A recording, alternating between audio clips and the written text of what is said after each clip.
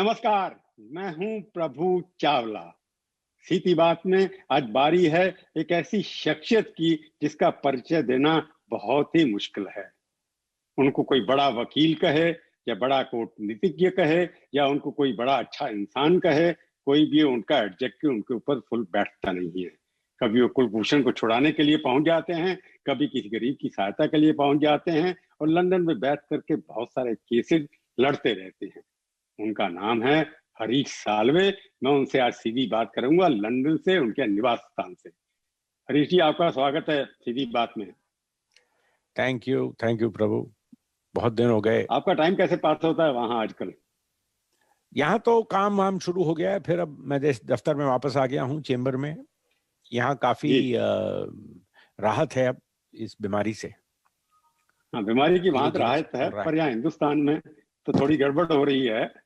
हिंदुस्तान में गड़बड़ इसलिए हो रही है कि यहाँ पर जो आपने एक स्टेटमेंट दिया था कि कई बार ये होता है कि गवर्नमेंट जो है अपना स्पेस खाली कर देती है, जो जुडिशरी उसके अंदर एंटर कर जाती है। आपको लगता है कि हिंदुस्तान के अंदर एक स्थिति आ गई है जहां जुडिशरी ने अपना स्पेस कब्जा कर लिया है, जबकि स्टेट गवर्नमेंट या सेंट्रल गवर्नमेंट अपना काम ठीक ढंग से नहीं कर रही है? जहां तक ये कोविड रिलेटेड इश्यूज आए हैं कोर्ट के सामने, और मैंने तो हमेशा कहा है, पहली बार जैसे जब वो माइग्रेंट क्राइसिस का मसला आया कोर्ट में, तो सुप्रीम कोर्ट ने कहा अगर सरकार कह रही है, आश्वासन दे रही है कि हम करेंगे, तो हम अभी पढ़ना नहीं चाहते, क्योंकि बहुत इसमें एक बड़ी केयरफुल बैलेंसिंग और एक वैल्यू जजमेंट हो जाती है एक समय की, भाई तुम किस साइड पे रिस्क लोगे। एक है आप काम बंद कर रहे हो, दूसरा ये लोग घर जा रहे हैं, उनको घर जाने दें नहीं जाने दें, इन्फेक्शन जाएगा नहीं जाएगा। तो ये पहले बार कोर्ट ने सरकार पे छोड़ दिया। अगले बार जब ये जाहिर हुआ कि भाई सरकार जो कर रही है वो पूरा नहीं कर रही, तो कोर्ट ने फिर डायरेक्शंस भी दिए। तो ये एक कोलैबोरेटिव एफर्ट हो जाता है कई बार, और ये जो आजकल कोर्ट का मैंने रवैया देखा है, ज्यादा कोलैबोरेटिव एफर्ट के जरिए से चल रहा है। इससे कुछ लोग जो कोर्ट को लेके सरकार को एम्बैरेस करने की कोशिश करते हैं, जैसे आप लोग फ्रेजेस यूज करते हो, आज कोर्ट ने फटकार लगाई, आज कोर्ट ने डांट लगाई, तो वो सब आजकल जरा कम हो गया है कि कोर्ट भी एक कोलैबोरेटिव एफर्ट में, और हमेशा पीआईएल का मतलब ही है कोलैबोरेटिव एफर्ट। पहले होता था कि वॉइस जो है पब्लिक की वो कोर्ट को इन्फ्लुएंस करती थी। अब ये कई बार इंप्रेशन जा रहा है कि सरकार की वॉइस कोर्ट को इन्फ्लुएंस कर रही है। जो सरकार चाहती है वही कोर्ट के माध्यम से हो जाता है। यही मैं प्रभु कहना चाह रहा हूं कि ये जो इंप्रेशन दिया है बिल्कुल गलत दिया है। आप एक जो इंडिया में एक डेवलप हुआ है, और एक बड़ा इंटरेस्टिंग इंडिया में है, मैंने और कहीं नहीं देखा, कि जिसको हम सिविल सोसाइटी कहते हैं, और वो आके अपना नजरिया रखते हैं, और अगर कोर्ट उनका नजरिया ना माने तो कोर्ट बिक गया, और कोर्ट ने अपने आप को सरेंडर कर दिया, कोर्ट सरकार के फेवर में चल गया।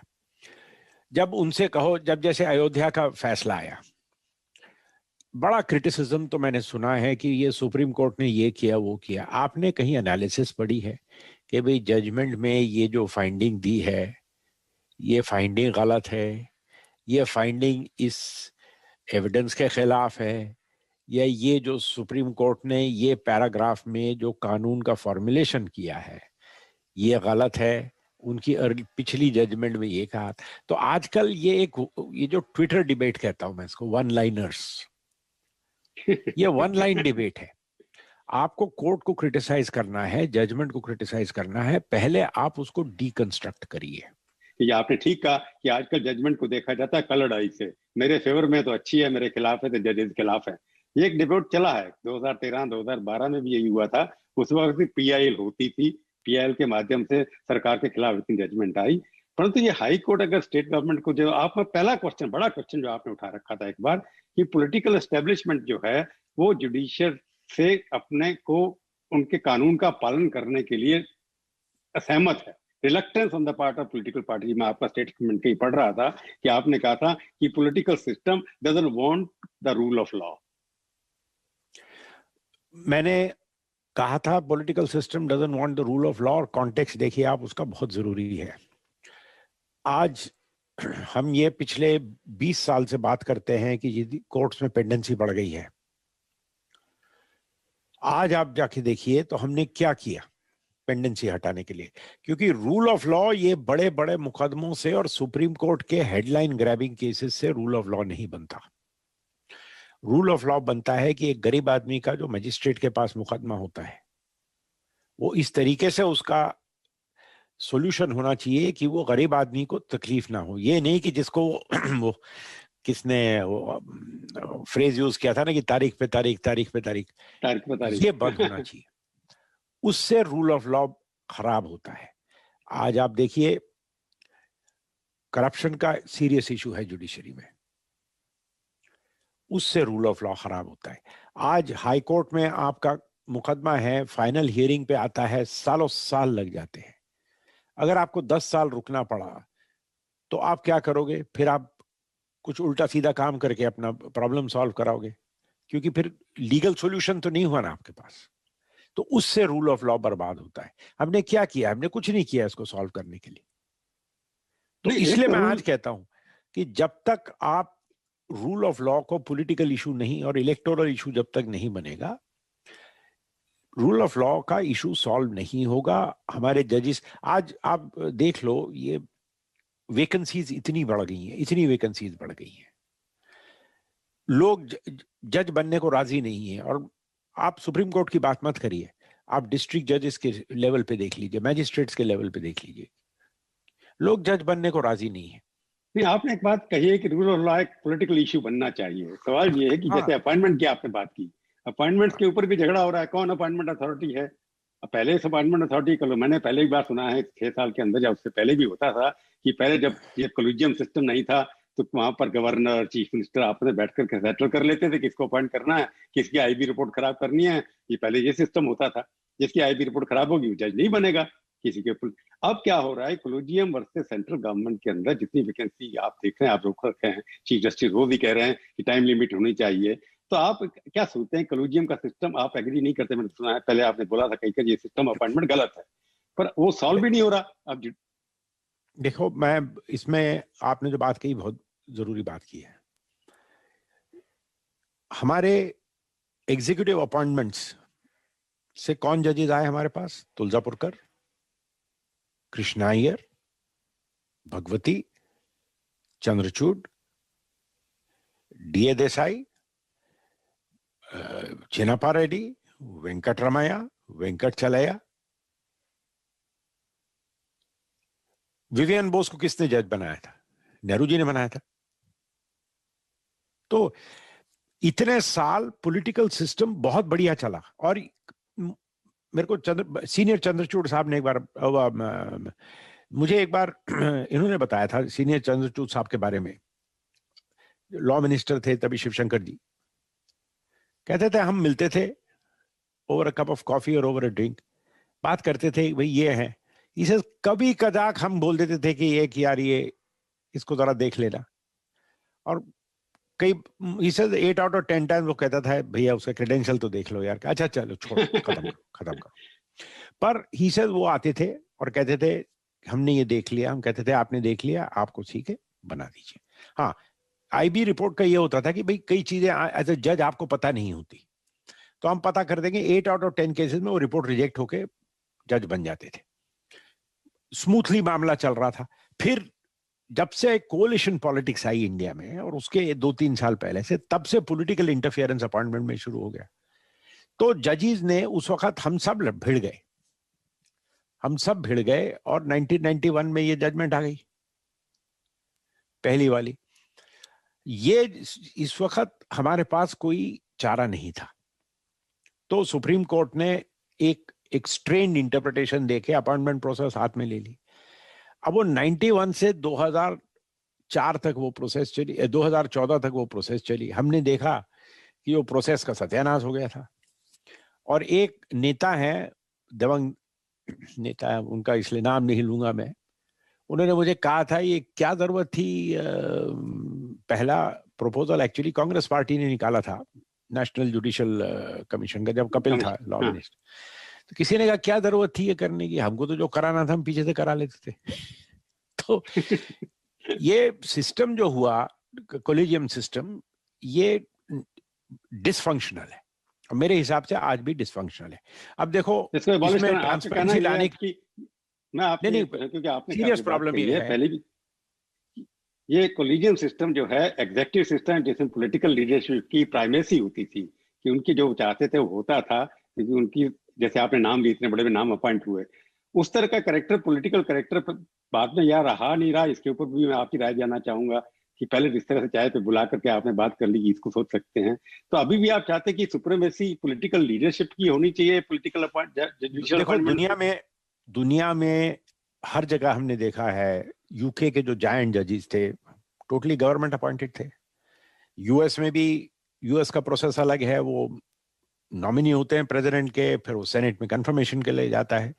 यूके हमारे से करीब था, तो हमने यूके से बोरो किया था एग्जीक्यूटिव प्राइमेसी। यहां अब एग्जीक्यूटिव प्राइमेसी रही नहीं, यहां भी मिला झूला हो गया है। You have to have a collegium which appoints. ये हमने 91 में, क्योंकि हमारी सरकार प्राइमेसी से हटने को राजी नहीं थी, तो सुप्रीम कोर्ट ने कहा ठीक है फिर हम अपॉइंट करेंगे। अब जब सरकार प्राइमेसी से हटने को राजी हो गई और एक कोलिजियम को हटा के एक नेशनल जुडिशियल कमीशन बनाने की कोशिश की, आप ठीक है, आप कहते हो उसमें कि भाई किसी की प्राइवेसी नहीं होनी चाहिए, आप कहो जी लॉ मिनिस्टर तो होना ही नहीं चाहिए इसमें, और ये कैसे हो सकता है? सी, हर अभी जी आप गवर्नमेंट जो कह का रहे सब, हैं, आपके मैं एक बात बार ये पूछ रहे हैं, क्योंकि ये बड़ा कंफ्यूजन नेशनल, अब लॉ लॉ कौन बनाता है? अब ये फैसला आपको करना होगा एज ए सीनियर एडवोकेट जिसकी क्रेडिबिलिटी है, कि अकबर जजमेंट अगर आ गई है सुप्रीम कोर्ट की, उसको एक्सेप्ट करेंगे नहीं करेंगे, ये आप बताइए ना। होना चाहिए, अगर उन्होंने मान लिया कि नहीं हो सकता जुडिशियल नहीं अपॉइंटमेंट, तो अगर जो कोलिजियम नहीं, तय करती है उसको इम्प्लीमेंट करना पड़ेगा ना। जजमेंट तो इंप्लीमेंट हो रही है, कोलिजियम चल रहा है। कहाँ हो रही है जब अपॉइंटमेंट? सुप्रीम अपॉइंटमेंट कोर्ट ही ने नहीं हो रहा है, स्ट्राइक डाउन, 400 जजेस की अपॉइंटमेंट नहीं हो रही अभी तक। अब कोई ना कोई कौन नहीं बहाना कर हो रहा? जाता है। तो कौन नहीं कर रहा? एग्जीक्यूटिव यही नहीं कर मेरा रही ना। सबसे बड़ा क्रिटिसिज्म है प्रभु कोलिजियम सिस्टम का। Supreme court should never be involve in controversy of this kind. आपने अपने सिर पे ले लिया है, आज अपॉइंटमेंट्स नहीं हो रही है तो उंगली आप पे उठ रही है। आप बात देखो बड़ी उठा रहे हैं, आप छोटी छोटी, जैसे मैं उसी पे वापस आता हूँ सब्जेक्ट के ऊपर, जो करंट सब्जेक्ट है, जैसे कोविड आपने उठाया। कोविड के हाँ, अंदर अब लॉ कौन बनाएगा? मतलब सवाल ये है कि 6 स्टेट गवर्नमेंट के हाई कोर्ट ने एक फैसला लिया, या ले रहे थे, या डायरेक्शन दे रहे थे, जिसको भी कहिए आप, उसको सडनली आपने सुओ मोटो अपने पास रख लिया।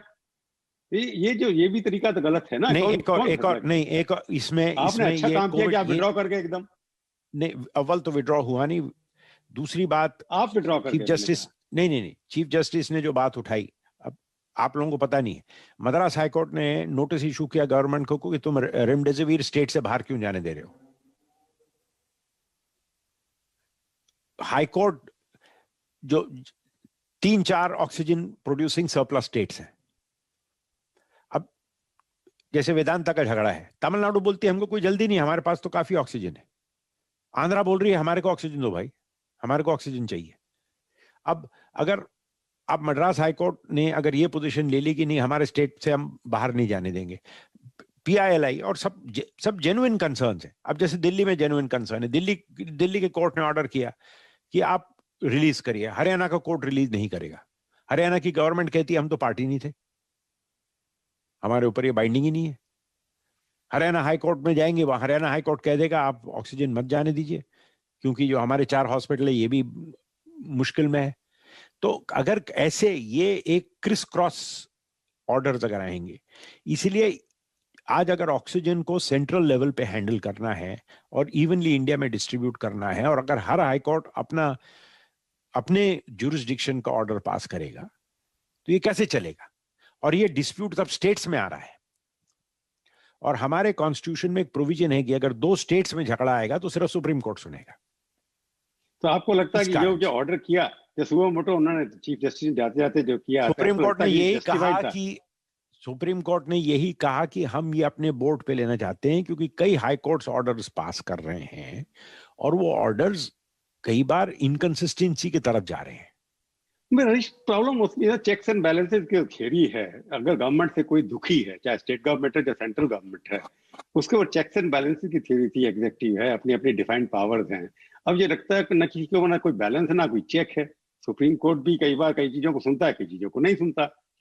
आप भी देखते हैं स्टेट गवर्नमेंट के अंदर स्टेट जो हमारे हाई कोर्ट है वो भी बड़े आर्बिट्रेरी होते चले जा रहे हैं। तो इससे जनता जो फेथ होना चाहिए जुडिशरी पे, अभी तक जब तक थे सुप्रीम कोर्ट हमारे सेफ्टी नेट है। मेरे को कोई स्पेसिफिक, आप स्पेसिफिक बताइए ना, क्या नहीं सुना सुप्रीम कोर्ट ने? नहीं, जैसे एक केस उठाते हैं लोग, कहते हैं कि JNK का केस पेंडिंग पड़ा अभी तक, बाकी केस आप फटाफट सुन लेते हैं। हाँ देखो, अब JNK का केस जो JNK आज तक उन जितने स्टेट्स के क्रिएशन के केस चैलेंज हुए हैं वो सब पड़े हुए हैं। जब आंध्रा का कार्व आउट हुआ था, तेलंगाना का, हम लोगों ने सबने पिटिशन डाली थी, वो केस अभी तक पड़ा हुआ है। 370 आपने अबॉलिश कर दिया, उसके ऊपर भी केस पेंडिंग है ना, ठीक है ना? दैट इज तो डिफरेंट 370 अबॉलिश किया, ये इसमें कोई इंटरिम ऑर्डर तो होने वाला था नहीं। हाँ, फाइनल ऑर्डर तो भी करेंगे। ये एक लार्जर कॉन्स्टिट्यूशनल इशू है, ये लार्जर कॉन्स्टिट्यूशनल इशू है, ये साल 2 साल में फैसला हो जाएगा इसका। पर इसमें अर्जेंसी क्या है? इसमें अगर कोर्ट कहता है कि हमारे पास दूसरे भी केसेस हैं, हमारे को कोर्ट कैलेंडर को हैंडल करना है, आप ये तो नहीं कह सकते ना कि मेरे परसेप्शन में ये इंडिया का सबसे बड़ा मुद्दा है और पहले ये सुनिए आप। ठीक है, हो सकता है आपके हिसाब से हो, 370 का डिस्कशन जो है, जो ऑपोजिशन का चार्ज है वो गलत है कि प्रेफरेंशियल ट्रीटमेंट 370 एबॉलिश ठीक हुआ, गलत हुआ, या इतने केसेस सरकार के खिलाफ कोर्ट ने सुने हैं। इंटरेस्ट एबोलिशन का जो आया कोविड में, सरकार के खिलाफ फैसला हुआ है। बॉम्बे में जो स्कूल की फीस पे इन्होंने दखलंदाजी की सरकार ने, वो सरकार के खिलाफ हुआ है। इतने जजमेंट्स मैं आपको दिखा सकता हूं जो सरकार के खिलाफ गई हैं। पर कौन सी जजमेंट इनको चुभती है? हमने राफेल में पिटीशन डाली, वो डिसमिस हो गई। डिसमिस हुई, सुनी ना, सुनी वो जजेस ने और डिसमिस किया। आप मुझे बताइए, बड़ा कहा था जस्टिस मिश्रा के खिलाफ कि वो सब केस अपने पास रख लेते थे। जस्टिस गोगोई ने भी जाके प्रोटेस्ट किया। जब जस्टिस गोगोई चीफ जस्टिस बने, उन्होंने भी सब केस अपने पास रख लिए PIL। क्योंकि मैं देख रहा हूं पिछले 20 साल से हर चीफ जस्टिस PIL अपने पास रखते हैं।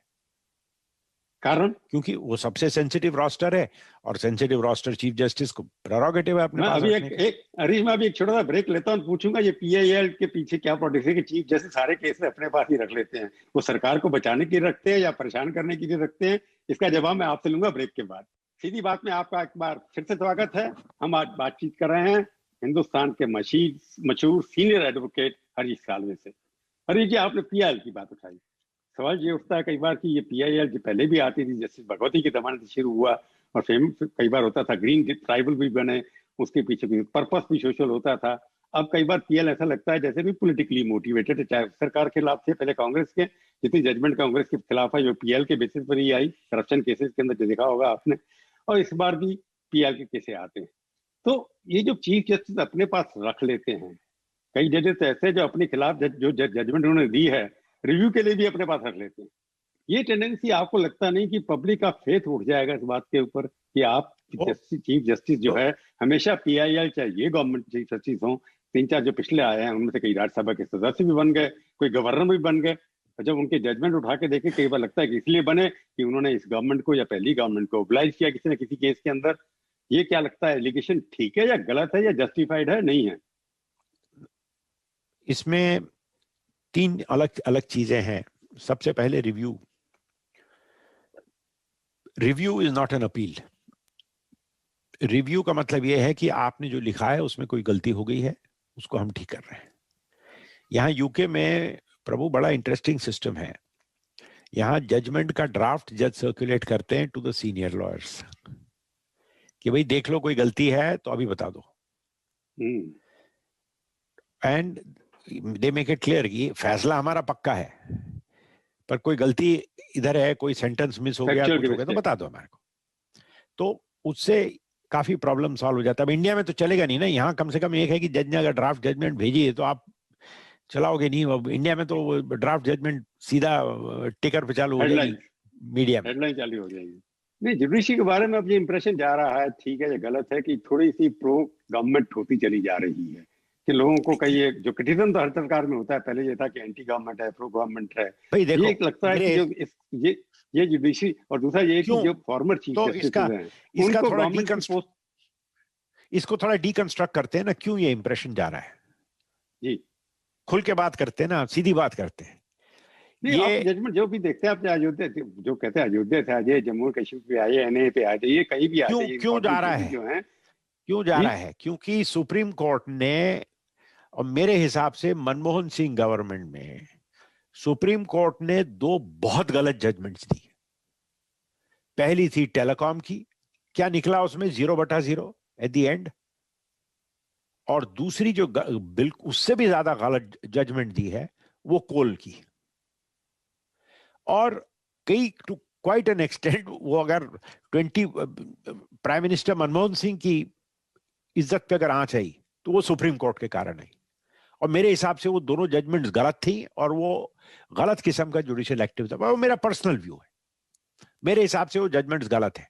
मैं आपसे सवाल ये पूछा, जैसे चीफ जस्टिस जो हैं पहले भी बहुत कम होते हैं, जो कोई गवर्नर बन रहा है, कोई राज्यसभा का मेंबर बन रहा है, उनकी जजमेंट जब देखी जाती है, उनसे जोड़ा जाता है कि इसलिए बने हैं कि उन्होंने फलानी फलानी जजमेंट दी, मैं मेरिट पर नहीं जा रहा। आपको लगता है सुप्रीम कोर्ट जजेस के ऊपर कोई बैन लगना चाहिए कि वो पॉलिटिकल पोस्ट नहीं एक्सेप्ट करें, ताकि जुडिशरी की रेपुटेशन बनी रहे? मेरे ख्याल से इंडिया में और जो हमारा माहौल है, अगर जजेस पोजीशन ना लें तो बेटर है। और हर चीज हमारे देश में ना, हर चीज कानून से नहीं होनी चाहिए, खुद खुद के जमीर से भी होनी चाहिए। मैं ये नहीं कहता कि जिनको मिली है वो गलत मिली है, पर in hindsight and going forward. थोड़ा सा as a friend I am asking, कई बार तक लगता है कि जब आपके बारे में बोलते हैं तो मेरे को लगता है कि अब क्योंकि you are, I know you for many years, ये क्यों लगता है, कई बार लोग कहते हैं कि हर साल में मतलब गवर्नमेंट की तरफ से हर बार अपील होते हैं, आप आइडियोलॉजिकली सपोर्ट करते हैं या उनके मेरिट पर सपोर्ट कर रहे हैं आप उनको? गवर्नमेंट को मैंने ना कभी पॉलिटिक्स ज्वाइन की है और ना कभी करूंगा, पर मैं I was a trenchant critic of the paralysis in the previous government UPA 2. I was a जी। great supporter of Manmohan Singh ji, and I think Manmohan Singh ji has been one of the finest prime ministers we've had. I think his political party and his political system stifled him and brought him to disrespect. But are you saying Manmohan Singh is the right person in the wrong party? Manmohan Singh was an intellectual. He was very fine, and I think he was a very good prime minister. But it is a matter of public knowledge, he did not have the political support. Chidambaram ने अरुण जेटली के साथ debate में क्या कहा, जब उसको पूछा कि तुमने वोडाफोन का जब तुमको मालूम था गलत था क्यों नहीं किया, कहता हमको पॉलिटिकल सपोर्ट नहीं था। ओपनली बोला चिदम्बरम ने। नहीं, मेरा क्वेश्चन था कि आप इस गवर्नमेंट के जितने रिलेटेड केसेस होते हैं जहां गवर्नमेंट एम्बैरेसमेंट में होती है, वहां आप उनको निकाल देते हैं, तो you appear for them very very embarrassing situation, you are a god for them. ये रेपुटेशन तो बहुत अच्छी है। Hopefully if I come to India I will jump queues because people will think I'm on the government side. पर आप मेरे को बताओ ऐसे कौन से केस में बचाया भाई उनको मैंने, तो मैं भी थोड़ा कुछ क्रेडिट ले लूं। गिनाना शुरू करूं मैं, बट आज सर आपको तो ऑफर भी की थी, लोग कहते हैं कि आपको तो मिनिस्टर बनाने की ऑफर दी थी, आपको कुछ नहीं मिनिस्टर बनाने की ना, मेरे को कभी मिनिस्टर बनाने की किसी ने ऑफर नहीं दी है, क्योंकि मैं पॉलिटिकल सिस्टम में ना कभी था ना कभी रहूंगा। पर हाँ, अटॉर्नी जनरलशिप मुझे ऑफर हुई थी, वाजपेयी जी ने ऑफर की थी, मोदी जी ने ऑफर की थी, और मैंने उस वक्त भी कहा था कि मैं आपको कोई मुकदमे में अगर चाहिए हो तो जरूर मैं आप कह दीजिएगा, मैं कर दूंगा। कुलभूषण का मैंने केस किया है, उसके पहले मार्शल आइलैंड्स का मैंने केस किया है। ये टोटल नॉन कंट्रोवर्शियल केसेस ही हैं, इंडिया केसेस हैं। This is not politically sensitive. Are you happy with the image of the judiciary in India at this moment? I am unhappy at the way the judiciary has being berated. मैं उस दिन मैंने दूसरे channel में भी कहा, हमारे देश में ना ये जो नैरेटिव बाइनरी हो गया है कि कुछ लोग हैं वो कहते हैं या तो फैसला जिस तरीके से मैं कह रहा हूं वैसा करो वरना तुम बिक गए। तो आपने इंटेलेक्चुअल डिसेंट के लिए तो कोई स्पेस नहीं रखी ना। आपका कहना है जुडिशरी बदनाम ज्यादा हो रही है, काम अच्छा कर। बिल्कुल बिल्कुल ऐसा है, हर फैसला आपके, हम तो ये, मैंने हमेशा ये कहा है कि परफेक्ट फैसला वो होता है जिसमें दोनों नाखुश होकर कोर्ट से जाएं। वही हम जर्नलिस्ट भी कहते हैं, दोनों पार्टी नाखुश हो तो अच्छा जर्नलिस्ट होता है वो। बिल्कुल, आपने सबको इरिटेट किया यानी आप अच्छे जर्नलिस्ट हो। हाँ, तो एक बार तो आखिरी, आप हिंदुस्तान में आके रिटायर होंगे या वहीं रिटायर हो जाएंगे? अभी रिटायरमेंट की बात क्यों करें, अभी तो जवान जब में भी हैं। होंगे, जब भी होंगे। बहुत आगे की बात है। चल, आप हमारे मैं तो सीधी हमेशा बात में आए, हमेशा कहता था आपका। मैं स्कॉटलैंड में रिटायर होऊंगा। तो आप खूबसूरत हमारे जगह सीधी है। बात में आए हरीश, बहुत बहुत धन्यवाद आपका। राइट। तो ये थी आज की मुलाकात। सीधी बात का ये कार्यक्रम आपको कैसा लगा? आप अपनी राय हमें ईमेल के जरिए भी भेज सकते हैं। अगले हफ्ते आएगी बारी किसी और हस्ती की, और उनसे हम करेंगे सीधी बात। इंतजार कीजिए तब तक, और देखते रहिए आज तक।